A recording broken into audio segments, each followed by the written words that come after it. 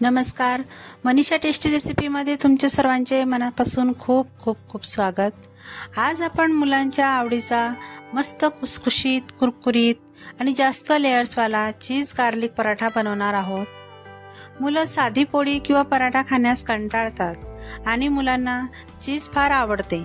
तेव्हा तुम्ही असा चीज टाकून मस्त हॉटेलात मिळतो त्या पद्धतीने हा पराठा बनवून मुलांना खायला दिला तर तो मुलं आवडीने खातील. तसेच हा पराठा गव्हाच्या पिठापासून आणि घरच्या साहित्यात आणि झटपट बनतो आणि त्यामुळे तो मुलांसाठी हेल्दी पण असतो.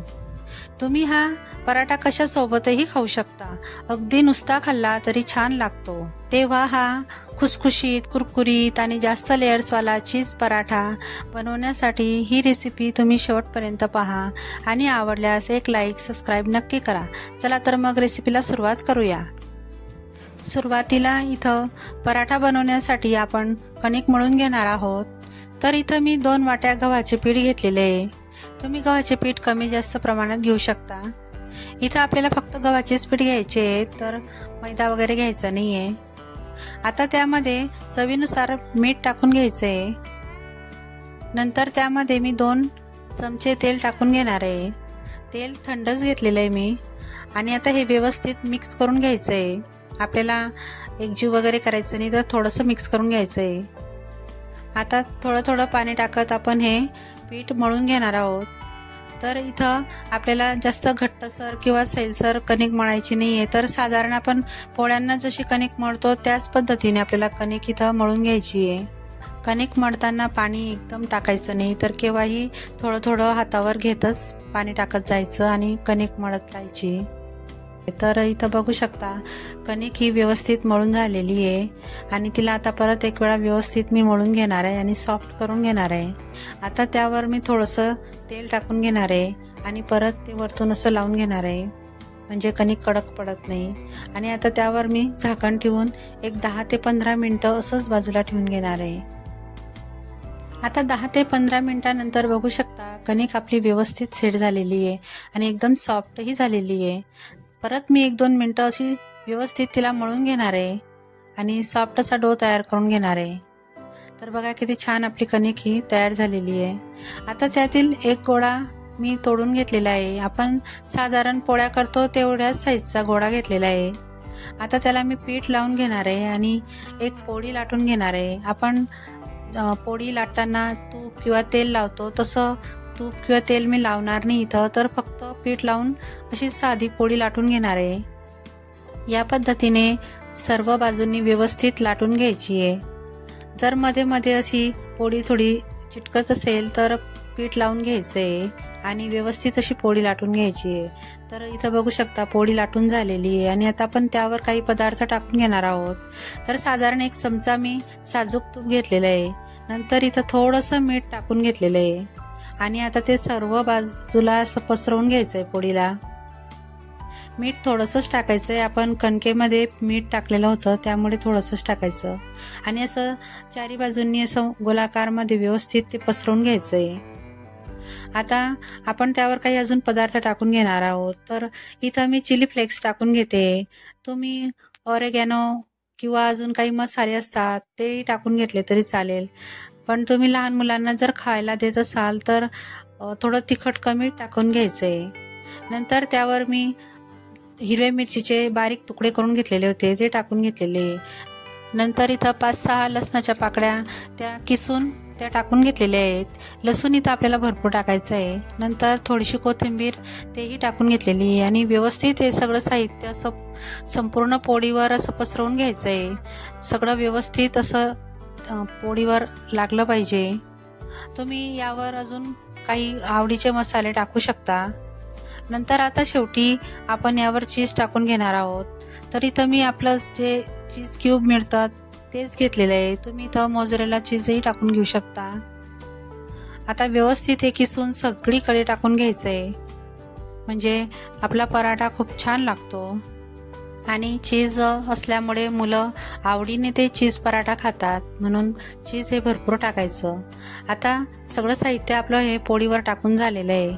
तर आता आपल्याला पोळीची घडी घालायची आहे, तर या पद्धतीने व्हिडिओमध्ये दाखवते त्या पद्धतीने अशी घडी घालून घ्यायची आहे. अशी गोल वगैरे घालायची नाही, तर अशी थोडीशी 3 बोटांच्या अंतरावर अशी घडी घालून घ्यायची. नंतर मधोमध सुरीच्या साहाय्याने असं पोळीला कट करून घ्यायचंय आणि नंतर त्याचे असे आतील जो भाग आहे तो असा लेयर्स काढून घ्यायचे त्याचे. तर तुम्ही व्हिडिओमध्ये बघू शकता, किंवा घडी अशी उलट केली तरी लगेचच त्याचे लेयर्स पडतात. आणि असं गोल गोल करून पोळी अशी दुमडून घ्यायची आहे, तर असा आपला गोल गोळा तयार होऊन जातो. आणि नंतर त्यावर थोडंसं पीठ टाकून घ्यायचं आहे आणि व्यवस्थित अशी चपाती लाटून घ्यायची आहे, म्हणजे पोळी व्यवस्थित लाटून घ्यायची आहे. पोळी लाटताना एक गोष्ट लक्षात ठेवायची की अगदी दाबून आपल्याला पोळी लाटायची नाही, तर हलक्या हाताने आपल्याला पोळी लाटायची आहे आणि सर्व बाजूने एकसारखी लाटून घ्यायची आहे. अगदी पातळ अशी आपल्याला पोळी लाटायची नाही आहे, तर मध्यममध्येही आपला पराठा लाटून घ्यायचा आहे. तर इथं बघू शकता पराठा आपला लाटून झालेला आहे आणि आता तो आपण शेकून घेणार आहोत. तर इथं मी तवा गॅसवर गरम करायला घेतलेला होता आणि तवा व्यवस्थित गरम झाल्यानंतर त्यावर मी साजूक तूप टाकून घेतलेलं आहे. तर तुम्ही तुपाऐवजी तेलही वापरू शकता, पण हे पराठे तेलाच्या ऐवजी तुपाचे छान लागतात. आता मी त्यावर पराठा टाकून घेतलेला आहे आणि वरच्या बाजूने असं तूप टाकून घ्यायचं आहे. अजून तूप टाकल्यामुळे ते असे मस्त क्रिस्पी कुरकुरीत येतात. आता तव्याकडील पराठ्याची जी बाजू आहे ती एक बाजूने शेकून झालेली आहे आणि आता मी ती पलटून घेणार आहे. तर इथं बघा किती छान दिसतोय पराठा, एकदम मस्त भाजला गेलेला आहे.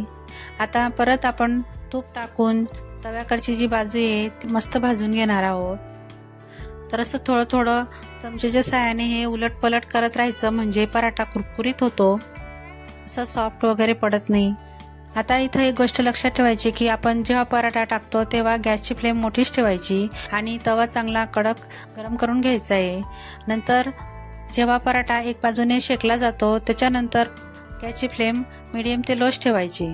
आता बघू शकता पराठा व्यवस्थित आपला भाजला गेलेला आहे आणि आता आपण त्यावर परत वरतून मस्त चीज टाकून घ्यायचं आहे.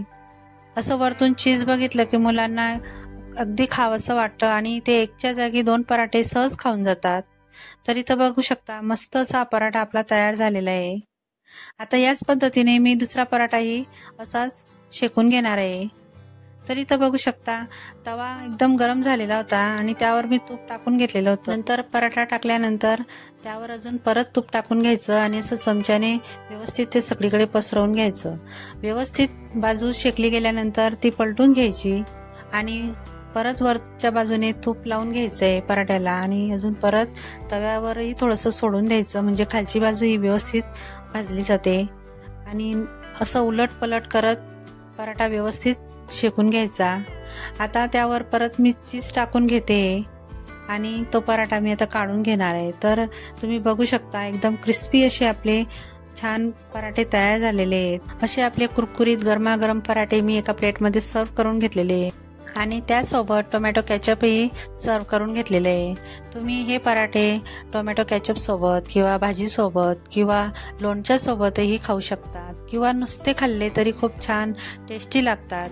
आता मी तुम्हाला एक पराठा असा तोडून दाखवते. तर इथं बघा हा दोघे हातांच्या मध्ये मी असा दाबून दाखवते तुम्हाला. एकदम लेयर्स छान पडलेले आणि अगदी मस्त कुरकुरीत झालेला आहे, अजिबात मोडत वगैरे नाहीये.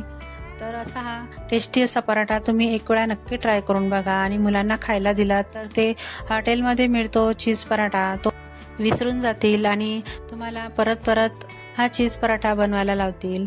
तर एक वेळा नक्की ट्राय करून बघा आणि मला कमेंट करून नक्की सांगा. 2 पाहुणे घरी आल्यानंतर तुम्ही एक वेगळे असे पराठे बनवून त्यांना खायला देऊ शकतात. लहानांपासून मोठ्यांपर्यंत हा चीज गार्लिक पराठा खायला दिला तर त्यांना फार आवडेल. तर एक वेळा नक्की ट्राय करा. आणि तुम्हाला जर ही माझी रेसिपी आवडली असेल प्लीज माझ्या चॅनलला लाईक करा, शेअर करा आणि सबस्क्राईबही नक्की करा. चला तर मग पुन्हा भेटूया अशाच एक नवीन रेसिपी सोबत. तोपर्यंत मस्त खा आणि स्वस्त राहा.